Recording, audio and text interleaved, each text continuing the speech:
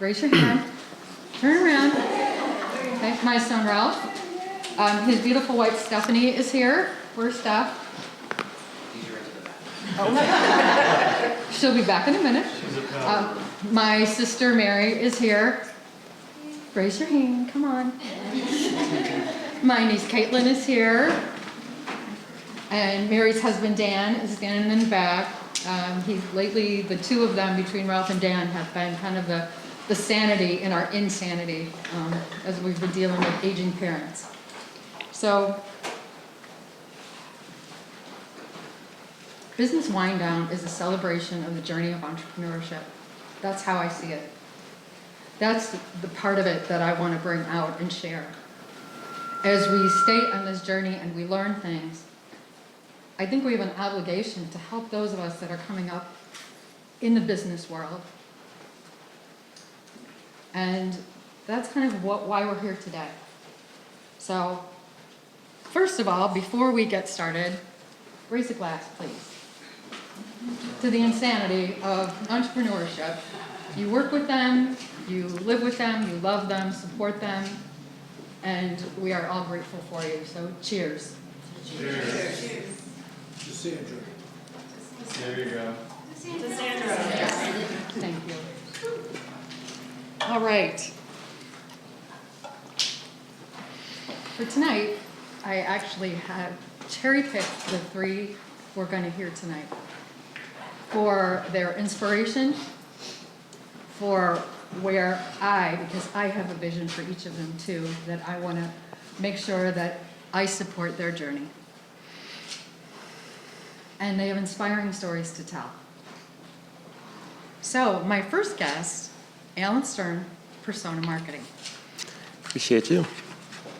So I'm going to tell you a little bit about Alan, and I don't want to miss anything important, so I'm going to read it. Alan helps small business owners grow their presence on social media to generate more leads. And I can tell you firsthand, he dominates the stage and packs a room at his events. And his process the heat method is simple, straightforward, and effective. And in a very short time, Alan has captured the attention of thousands of business owners across the Chicagoland area. I am thrilled to have you as my first guest. Thank you so much for the opportunity. Appreciate you. Well, Alan and I have an interesting history. I was Alan's first client with Persona Marketing. So I thought it just fitting that Alan should be my first guest. So, what are you enjoying tonight? We are Biz Wine Down. What am I enjoying? Yeah. Your sangria. Ooh, all right. Love to hear that. So tell us a little bit about your entrepreneurial journey. Yeah, definitely. So past 17 years has consisted of me owning a DJ company and selling cars. Two completely unrelated fields. But I've had to master the art of making the phones ring without spending any money. So what I did is I started a business showing other solopreneurs and sales reps how to do just that. How to do their own marketing so they don't have to outsource it. Now, I know you have a very thought out and specific methodology that you teach. So tell us about that. Yeah, so one of the main reasons, actually I should say the reason why I decided to name my company Persona Marketing is it doesn't matter if times are good, if they're bad, if AI takes over the world, I'm completely convinced that people don't buy from brands, they buy from the people who represent brands.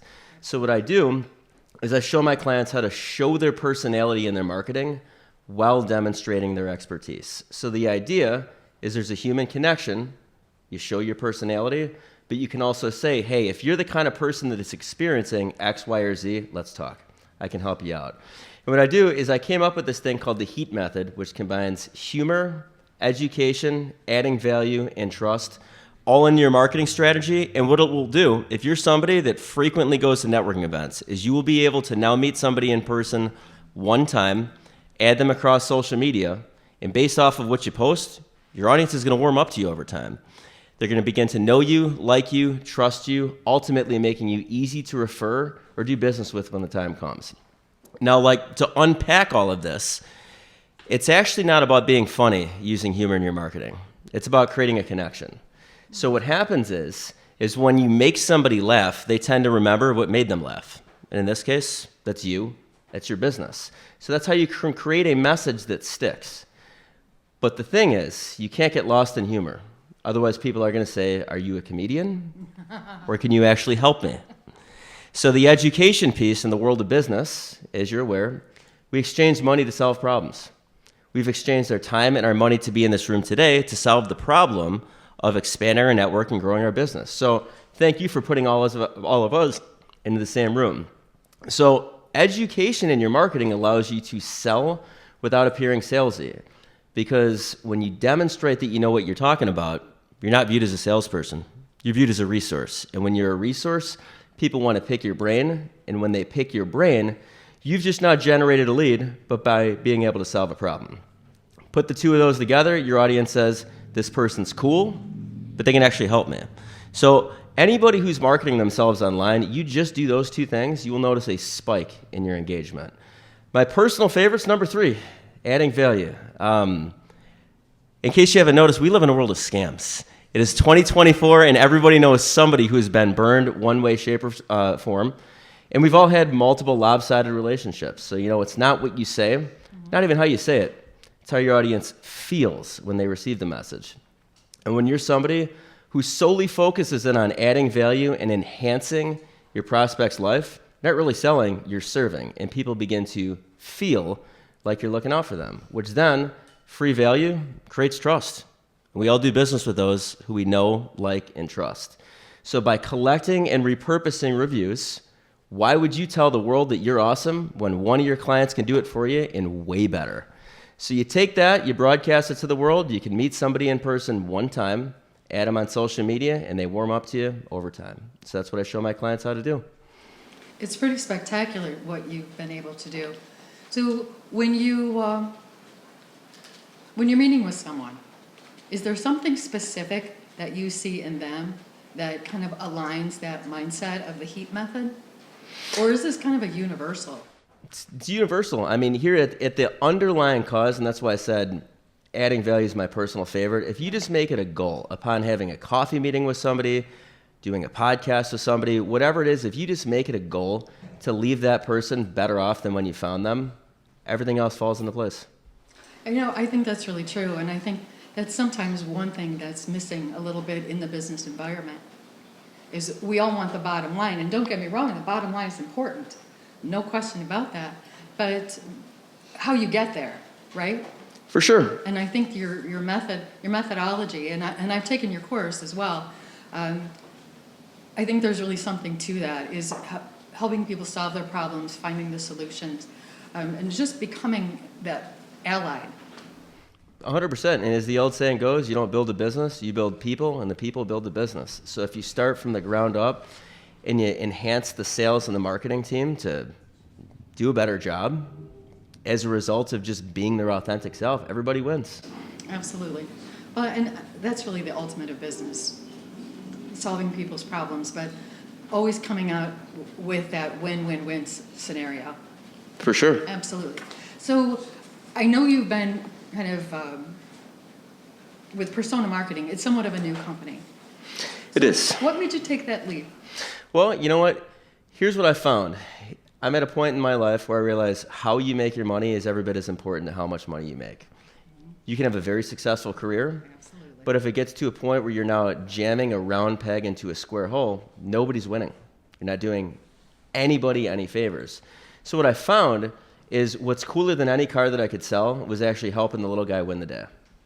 And as a result of selling cars, learning how to market, and doing all of these things to be able to enhance somebody's not only financial situation, but their whole life as a result of saying, hey, step 1, step 2, step 3, let me demystify all this.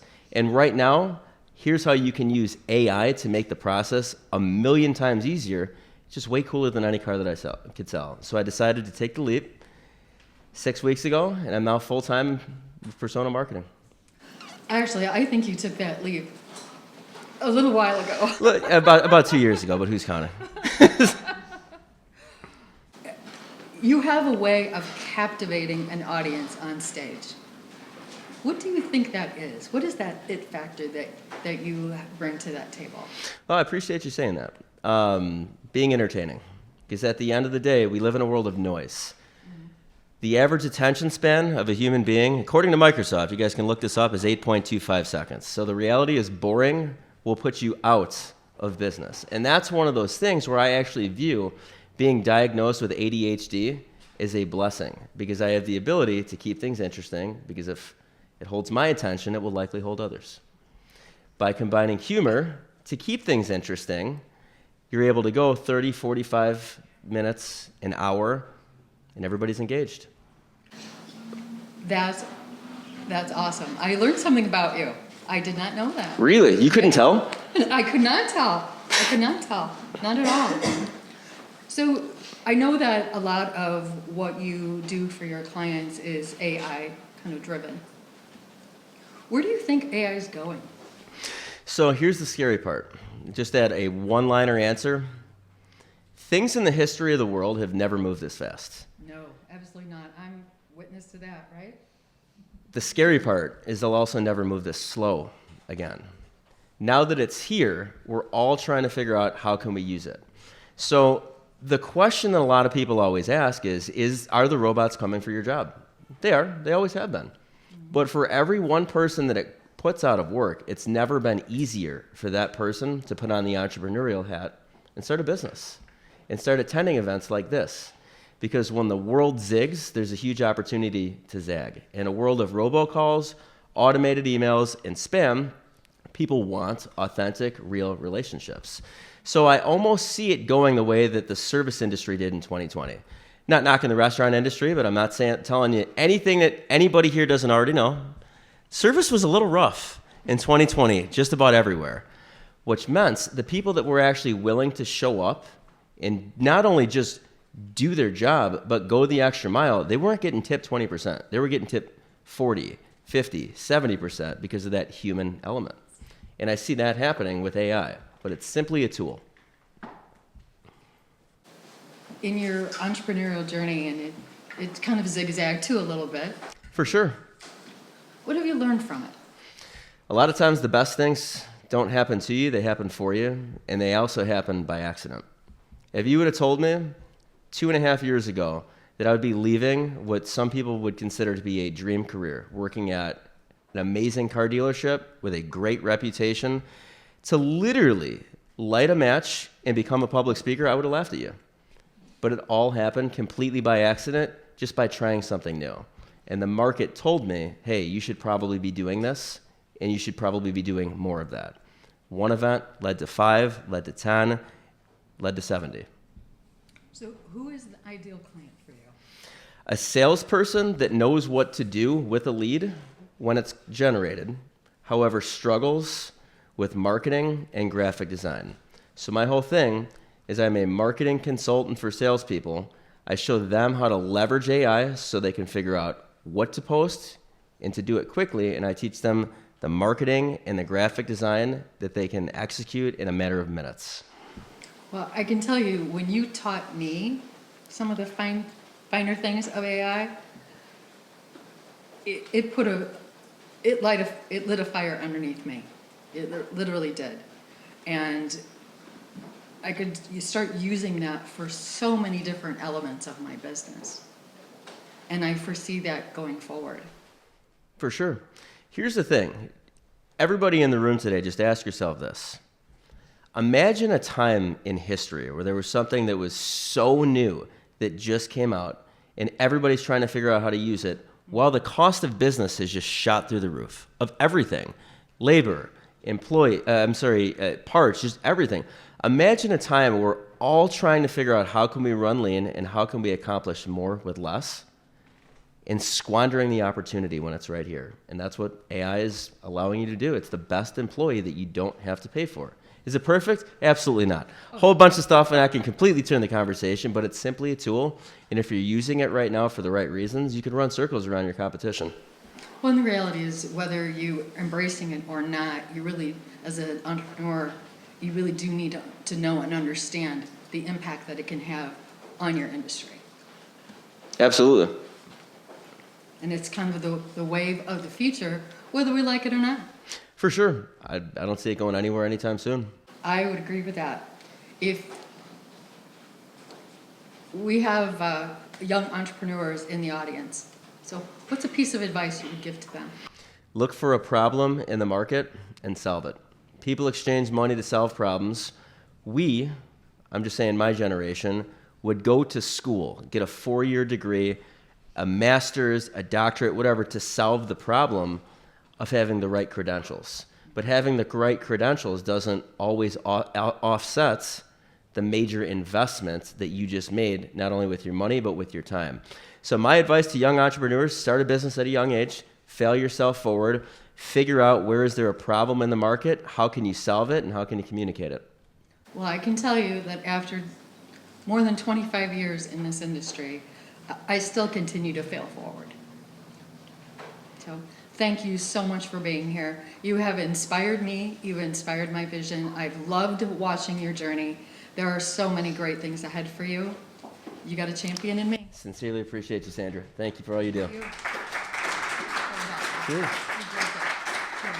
Thank you. My next guest this evening, Toria is the owner of Toria's Treats. She is a culinary enthusiast who knows food brings people together. She's an exceptional creative talent and has already secured a scholarship to the Culinary Institute of America. Thank you. Welcome, Toria Landau. Thank you so much for having me. I am so thrilled to have you here. Thank you. There is something so precious to me in my heart to have someone young taking that leap of faith in just business ownership, entrepreneurship, who has superior piping work quality. Oh, thank you. Well, I'm thrilled to be here. Thank you so much. Tell us a little bit about how you started, why you started, kind of what led you here today. Yeah, you know what? I've kind of been baking my whole life. I remember being so little and just being like, Mom, can I melt the butter for the pancakes? Can I mix it for you? Always. And my mom's favorite story is I was like 4 or 5, and she woke up one morning to a bunch of clinging and clanging in the kitchen. And she's like, she's not allowed to use the oven. She's not allowed to use the stove. She's like, what is she doing? The microwave's going. She comes downstairs, and I'm like, I made crackers. And I was like, oh, but they're dry. So I made a little like banana yogurt dip. I can't promise they were good, but that's just my point, is like I've been kind of doing this, I don't know, I've kind of loved it my whole life. I've never had a point in time where I was like, oh, I don't want to bake. Like, it's just, I don't know, there was no like starting point for me. And then eventually I just kind of realized, I was like, this is kind of what I want to do for the rest of my life, and worked for it. And now here we are, hoping for the best. Praying we're good. Thank you. Well, you are well on your way. So tell us a little bit about your entrepreneurial journey.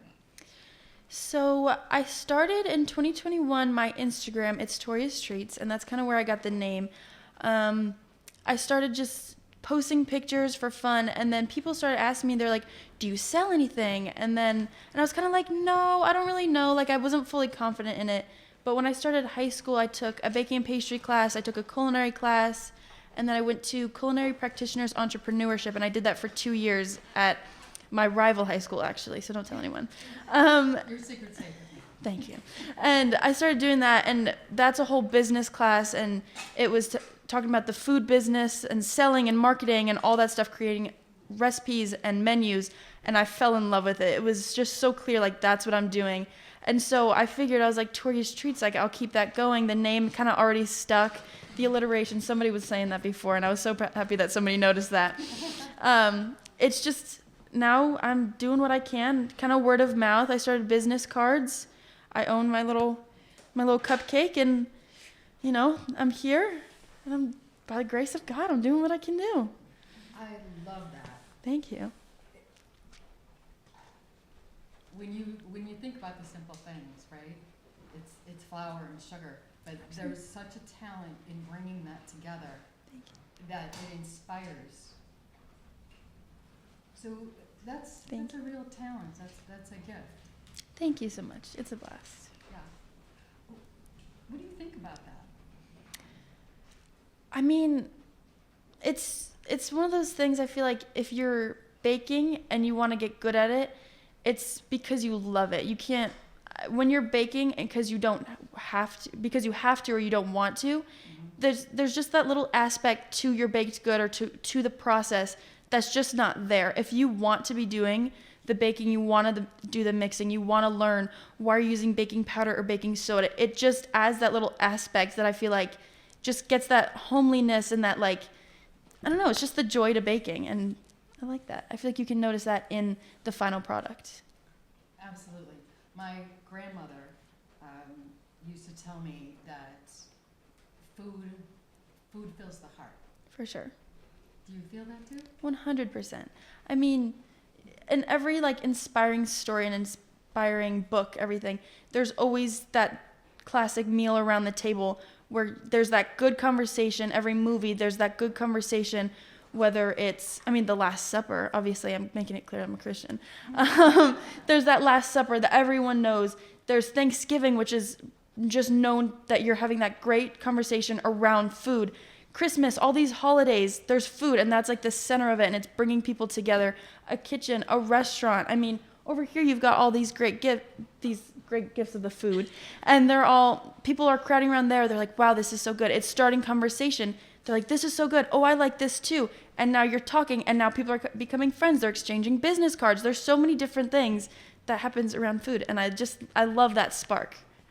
You know, I do too, because it kind of speaks to my heart. Yeah. My family and I cook and eat a lot. My son loves to cook. My daughter-in-law is an exquisite baker. You know, we are always getting together. You know, Mother's Day is on Sunday. Yep. And with all of the craziness in life sometimes, it's those moments where you kind of come around the table and you share a glass of wine, Yeah. a meal together, a dessert. It's giving and receiving, and there's something that's so, it kind of fills your cup back up. 100%. Birthday cakes, you stand there, you just feel appreciated because people are talking to you. They made it for you. They picked it up for you. They're singing to you. They're telling you how much they love you. Happy birthday, happy anniversary. You're getting married. Congratulations. Something big happened. There's a cake. There's food that's always, it's bringing you together, and I love that. I do too. Yeah. It really kind of speaks to my heart. So what is your greatest learning experience so far in your journey in entrepreneurship? Well, this year, I'm a senior in high school, and I'm taking a class. It's teaching learning practicum. Most of my classmates, they're going to elementary schools, and they're teaching first graders, second graders, fifth graders. I was actually placed into a culinary room at my high school. And, you know, you're sitting in there, and I'm thinking I'm going to be teaching them the culinary one in baking and pastry. You know, I would be teaching them. But I think my biggest learning is that you can always learn more. I'm learning from watching them do things, and they're teaching me because they're like, oh, I mixed it this way. And there's just so much more I can learn from something that I was supposed to be teaching them. It's a likewise thing. You can learn from anyone, whether they're an expert in it or they're not. There's always a certain thing you can learn from someone else. Absolutely. When I am coaching and helping my clients with different aspects of their business, I find that I learn as much as I share. For sure. And it's this ongoing kind of evolution. Mm-hmm. So where do you think, you're going to culinary school. Yes. So tell me about that experience. How did that come about for you? So like I was saying before, I kind of realized I was like, I'm doing this for the rest of my life. And so I joined a club at my school. It's called FCCLA, Family, Career, and Community Leaders of America. And we compete in a bunch of different aspects. There's interior design and a whole bunch of different things. I do culinary, obviously. And I competed for fondant cake decorating in the regional level. And then I made it to state, and I won a gold medal and the most outstanding award. And that took the Culinary Institute of America. They contacted me not too long after that. And they were like, hey, like, how are you doing? And I was like, oh, okay. And I was like, I'm okay, like, I'm good. Like, how are you doing? And I was talking to an advisor, and eventually they were like, you should apply.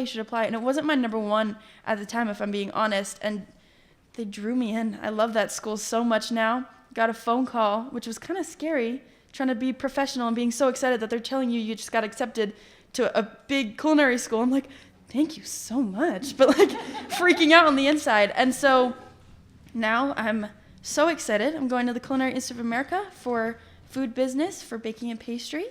And I'll be there in September. Very excited. Wow. Thank you. Thank you. Thank you. So, as I said earlier, we entrepreneurs have a vision in our heads that doesn't necessarily exist yet. Yeah. Do you have a vision in your head? I think a lot of people would agree that I miss that old-fashioned bakery, like you walk in and they know you by name. It's a homey little small-town bakery. Yeah.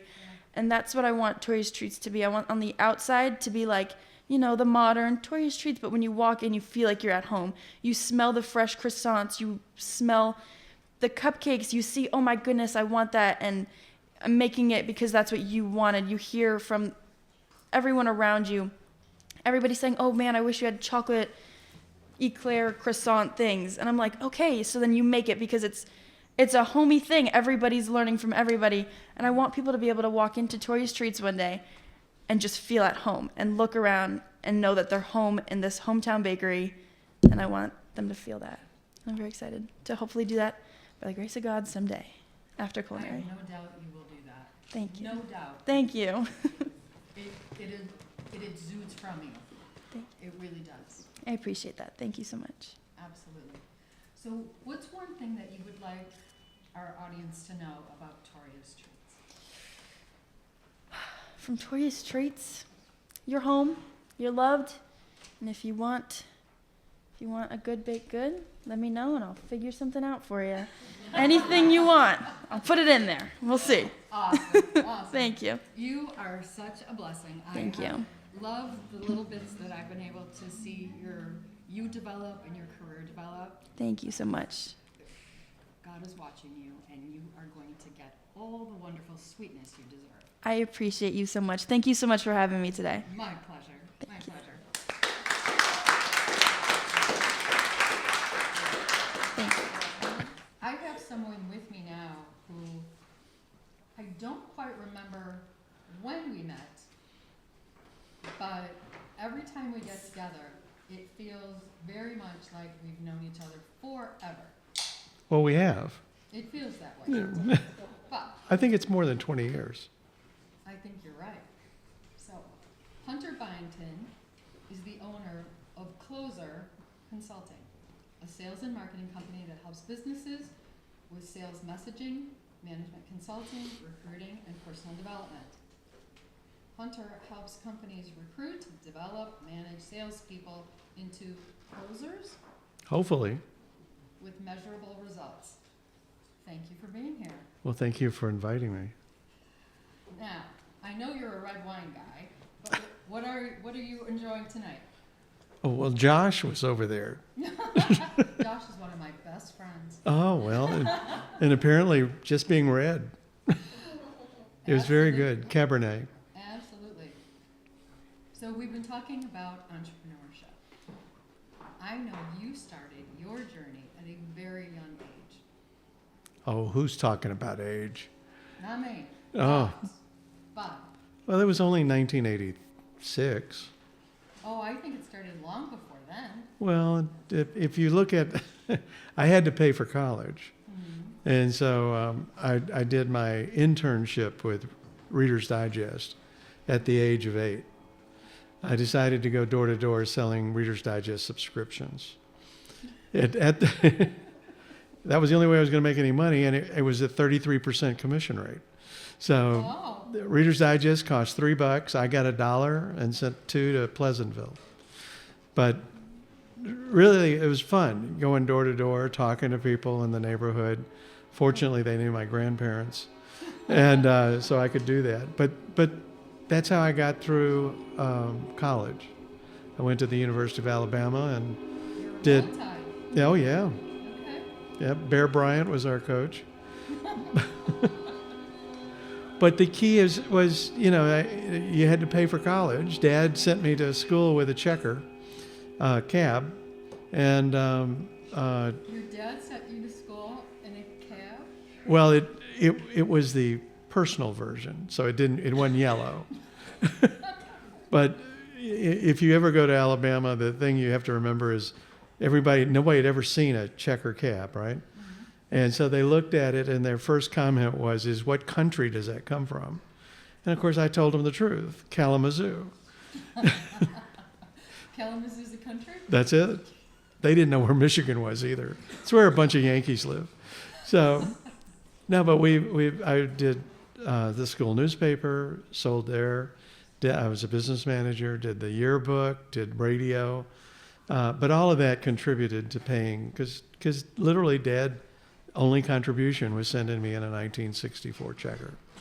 So we got out of that and started working with a company that owned Esquire, and learned that routine. And they moved me up here to Chicago. And when we finished that gig, we said, well, let's go into sales training. Maybe we can help people learn how to sell, how to manage, that type of things. And that's what we've been doing since 1986. Well, I think you'll certainly agree that the process of sales over the years has changed very dramatically. Oh, it's changed unbelievably. When we started in sales, everybody knew that we were going to come and tell them what they didn't know about whatever the product was. And they couldn't look it up on the internet. They couldn't go on television, all of that stuff. They couldn't find it. Today, from that, only a third of the people, according to Gartner, want to talk to a salesperson. The rest of the time, they're already halfway through the sales process. And they think they can find it on the internet. That's how they beat you up on price. If you've seen an RFP lately, they wrote it based on what they thought the internet told them. And instead, and that wasn't what we started with. We used to be able to control these different steps. Right. Now we're halfway through it. So it's changed a lot. One of your other guests, when he was talking about humor and impact, what he was really talking about is what you have to sell now, which is the experience. And that, I think, is a little bit different. It's not transactional like when we started. Personal, right? And very personal. You've got to learn how to be a consultative salesperson. And by the way, we evaluate salespeople all over the world, done over 2 million salespeople. And one of the things we found is that only 30% of them know what consultative selling is. Okay. So if you know it's going to be experience, that's going to require a lot of questions, but listening and responding. And believe it or not, that's really hard. And nobody corporately is teaching that like it was when we started. Remember, we used to go through the Xerox training course. How old are that? But, we had to do 2 of those. You'd go through the whole thing and you'd learn how to qualify and close. Sure. Now, you don't really want to qualify. I'm talking a little too much, but instead of qualifying, what we're trying to do is tell people, well, we're not telling people. That's another thing. We're not telling them. We're not showing them. What we want to do is demonstrate that we can help them make sense of it. Because there's so much data out there, and where do you turn? Where do you go? Do you find that your customer is more overwhelmed by all the data? Because we have social media in every form and fashion. I think overwhelmed is the right term. There's too much data. And so you don't know which one to believe. Hence we get into misinformation, and craziness that goes with that. So you've got to find a way to build that trust and connection. And what I liked about what we talked about earlier was the humor. Humor can break so many boundaries down, and it does help to build that trust that a lot of people are hesitant to give. And a salesperson who is trained transactionally, that turns it off. They can be funny as Don Rickles, but I'm not sure our entire audience knows them. well, they can. Or I'm trying to think of somebody else who'd be like him. But I know who he is. yeah, well, but instead of being transactional, and it's hard to be humorous transactionally because you're going through that script. But if you're there to help them make sense of it, and if you position yourself as a consultant who is understanding and listening, and if you don't act like your boss is sitting on your shoulder saying, "We got to get 30 of these sold by the end of the month," it'll make a big difference long term. So, do you think the corporate mindset is shifting? I think the sales department, well, they're starting to understand it. The chat GBT has opened up so many more pathways for the salespeople and the marketing people. Everything from designing and writing your emails to your follow-ups to your texts. Those are just unbelievable. And of course, the goal is to get them to come to your website. That's what I meant when I said the sales steps had all been broken. It's no longer looking to me as the expert or you. It's more of let's talk and make sense. But you have to start with them. So if you say, "Hey, I'm one of the people that might talk to you. Give me a few minutes," and that's the other problem because of this confusion. We have a longer decision cycle than we had. Yeah. So many people, whether they're CEO or senior management, I consistently have to tell new salespeople, it's not about talking with them later. You got to talk now. You can't wait another hour or another day. Every president I've ever thought, oh, they'll talk to me next week, and then they go on vacation, or they go and something has happened, and it takes 6 weeks or 6 months to get hold of them again. Sometimes. Yeah. So, what kind of personality traits do you think makes a good salesperson? All of them. One of the biggest discoveries I made a few years ago was I was going through the Miller Hyman, and you're sitting there looking at them going introvert, extrovert. You go through DISC, dominant, influencing, whatever. When you start looking at them, when you start looking at their sales numbers, it looks like a scatter shot. It doesn't matter whether they're extrovert or introvert. The difference is you can spot an extrovert. They dance in front of you. They say everything. They want to be friends. And then the introvert sits there and asks 20 questions, deadpan. But they've learned the difference is the extrovert wings it.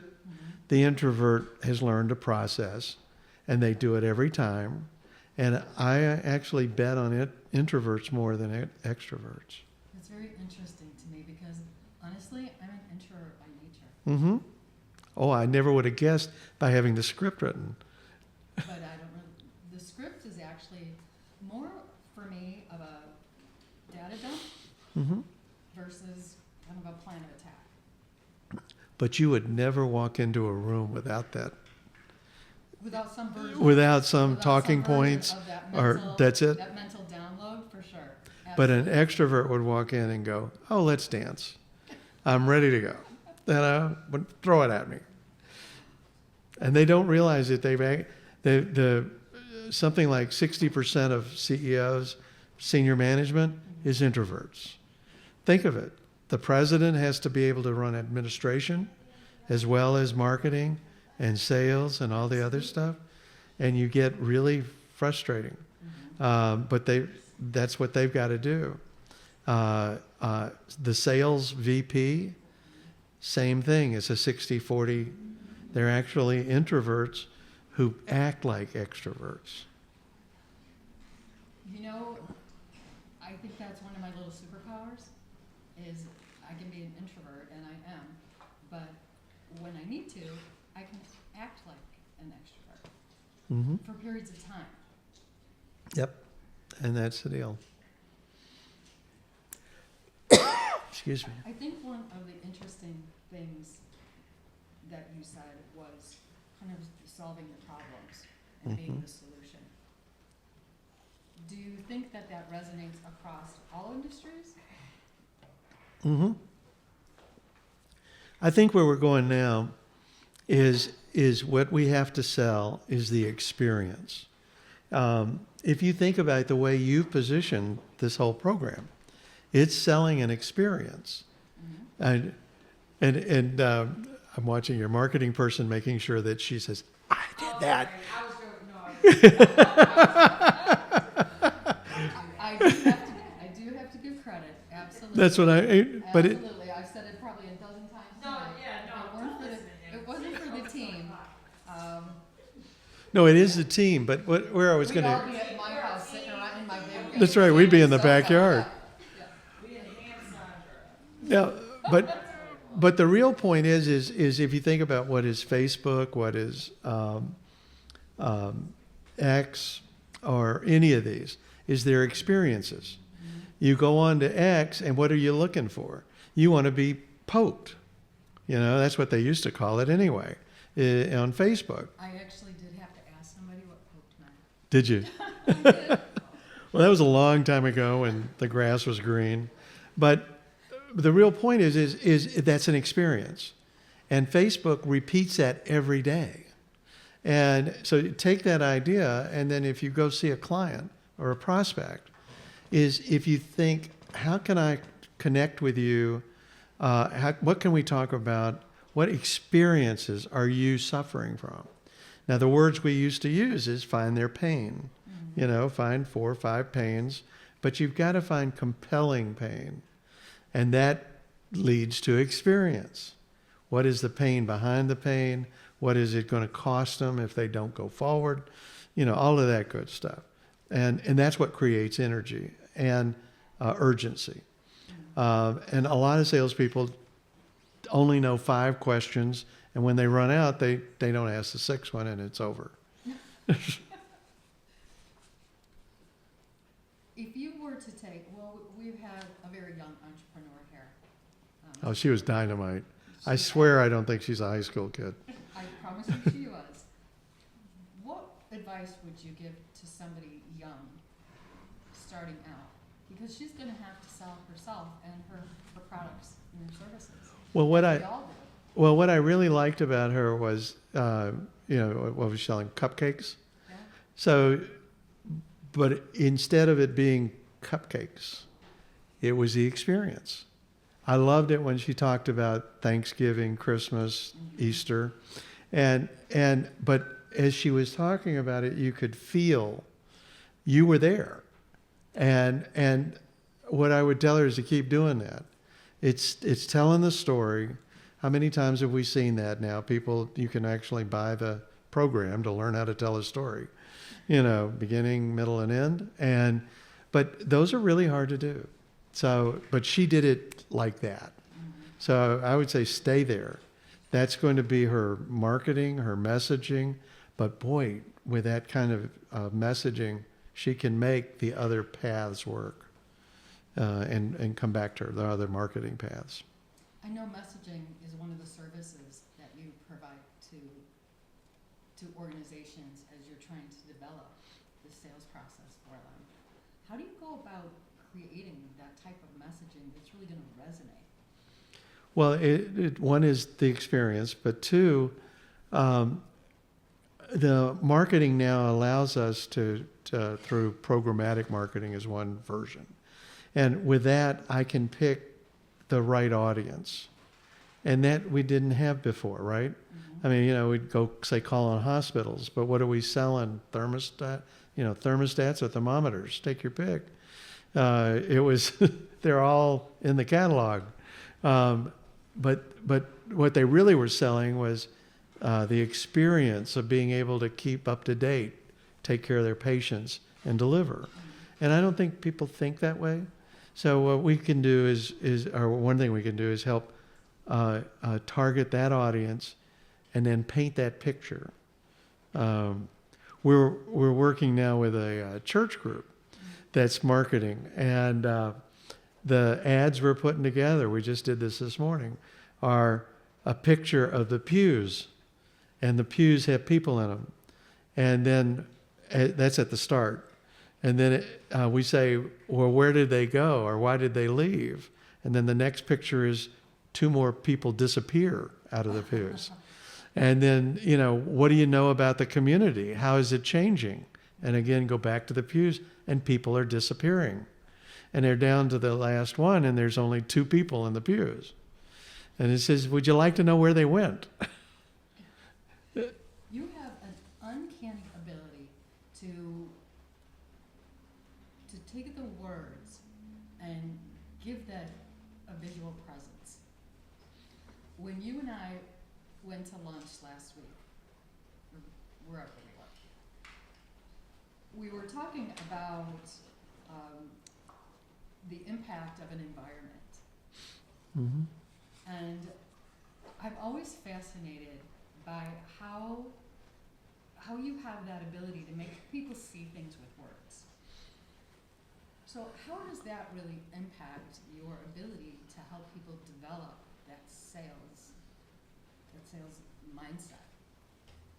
It's really hard because people, going back to personalities first, if you're an introvert, what happens is you want to learn those words. You want to figure them out.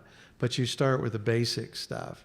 And I think the way most salespeople evolve is they start as a transactional salesperson. So they get the basics. And it's only after they get frustrated. They've been doing the 5 questions, then the close, and and then they take a yes or a no, and then they learn to come back and get you again. They get so frustrated. They say, what do I do next? Mm-hmm. And that's where I think they are open. What is it? When the student is ready, the teacher will appear. And that happens in this case. When they're finally frustrated with transaction, then they go, what else? And that's when you can introduce pictures, stories, and experiences. Because they know that they already tried it one way and it didn't work. But that's how I think it happens. Or I've seen it happen anyway. There's something very profound about your philosophy in sales. I know the impact that it's had for me. I've never thought of myself as a salesperson before. Mm-hmm. I want to solve their problems. But I know the times that you and I have had conversations, it's really amplified the value to me of being able to convey that message. Well, what you've done now is, if I were to pick up your book, what I would do is say, most people think of sales as telling or showing, and they rarely think of, no, let's sort it out. And that's what you do. You sort it out. You take, when you start with your evaluation, and then you say, let me show you a couple of things. But instead of overwhelming, it's, does that make sense? Could that be it? And there's more. Mm-hmm. And let's sort it out.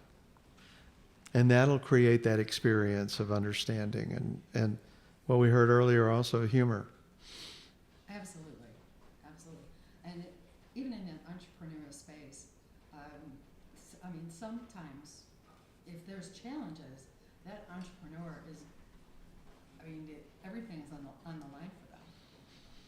So I find that getting down in the trenches with them to really see and kind of feel that experience at the same time really opens the door to other conversations. Mm-hmm. Yeah, well, if they feel in some way, that's what humor will do, is if you don't have the experience, you can still have fun poking it. And you don't have to have been you poked a bear, and you don't have to be a coal miner to know what the problems are and to talk about the issues and going forward. Speaking of forward, Yeah. where do you think, what's the next, I don't know, the next level of selling? Because everything is an evolution, right? And, you know, we've been talking about AI and how fast the world is moving, you know, all these different elements of what's happening in our lives. Where do you foresee the world of sales, and how will that impact? Well, and my vision would be over the next 3 to 5 years is that marketing and sales are finally going to work together. Right? Yeah. You can't have one without the other. And maybe the president or VP of sales and marketing will understand they're supposed to be together. Mm-hmm. Salespeople are the front line, and they're the ones who are, you know, if we use the old Army terms, they go into war. If we listen to what they uncover, and that's one of the problems. Marketing in the past didn't listen. It thought it knew from other things. So now if you tie the two together, what did the front line learn? What are our customers telling us? And also understand, like we talked about, it's not a process of me being the expert, but it's me listening. And maybe I can sort it out and help you connect. That's a different salesperson. But that's collaboration. Huh? Right? That's collaboration. Yep. And that's the part that I'm truly enjoying in kind of how we approach, you know, with our clients and those types of things is, like I said, we're in the trenches with you. So that collaborative approach, it almost develops this kind of kinship. Well, and you also are falling back, and instead of being the pontificator, you know, you don't sit there and say, let me tell you about what you need to do, and here's the top 10 list. You know, I mean, that worked in the past, and it works a little bit, but it really doesn't work to build that relationship and grow. Because the top 10, 6 of them didn't apply. Yeah. It's interesting. There are many different elements of business that are changing at record speed. Mm-hmm. And I think from an entrepreneur perspective, you know, sometimes you have to take that step back to go that step forward and to just see people's different perspectives. They're living different, their family lives are different, their business lives are different. Mm-hmm. You know, how we take in information is very different.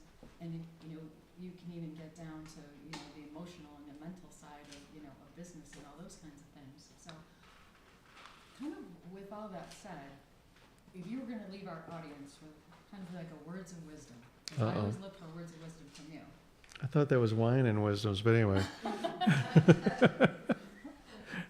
That's definitely true.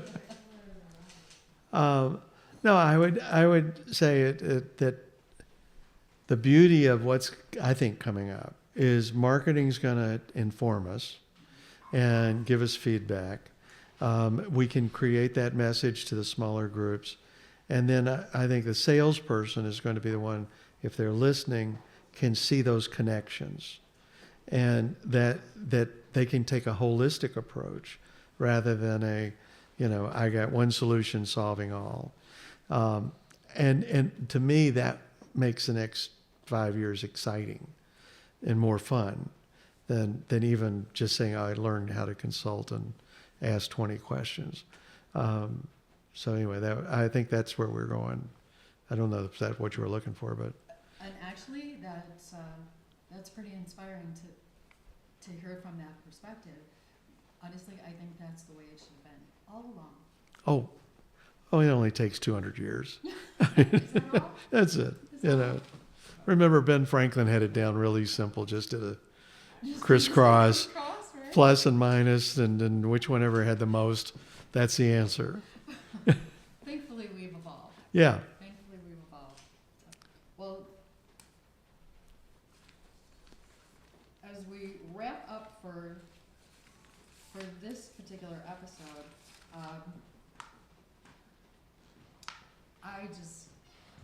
I'm always in awe of time with you. Oh, well, I thank you. truly am. I've learned a tremendous amount from you Well, and kind of followed your lead in many different instances in my career. So I am very grateful that you're here tonight being able to share this with our audience. well, thank you. I appreciate it. My pleasure. It was fun. And I like the wine.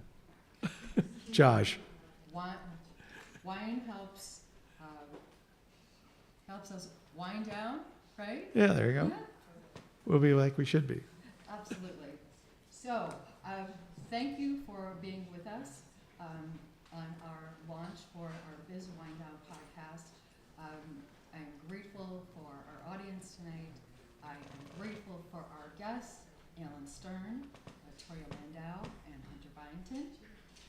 And I would encourage you all to follow us on LinkedIn, or you can go to profitbuilder.us. Thanks so much. We'll see you next time.